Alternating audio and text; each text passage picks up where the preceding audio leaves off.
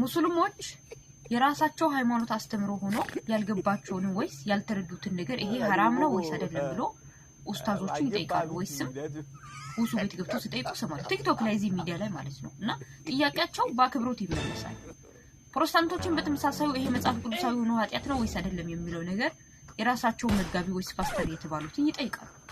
የነሱን ጥያቄ መጽሐፍ ቅዱሳዊ ይሄ መጽሐፍ ቅዱስ እንደዚህ ይላል ተብሎ ይመለሳል እኔ በእኛ ቤተ እምነት ውስጥ ዘንዶ በሲል ለምን ተጠመጠመ ብዬ ጥያቄ ከጠየቅኩ መድኃኒዓለም ይድፋሽ መልሱ እመቤቴ በወጣሽበት ታስቀረሽ መልስ ነው ላይቭ ላይ መጥቶ አንቺ ግማታ መልስ ነው አንቺን ያያየሁት የበላውት ምግብ ወደ ላይ አለኝ መልስ ነው ይሄ ሁሉ ተሰብስቦ ገድል ሆኖ መጻፍ አለበት በቤተ ክርስቲያን ውስጥ የእውነት መጻፍ አለበት እነኚህ ስሊቦች ተቀናብሮ መዝሙር መሆን አለባቸው ያ መዝሙሩ ለምንድን ነው የማይመለስልን ለምን ምክንያቱም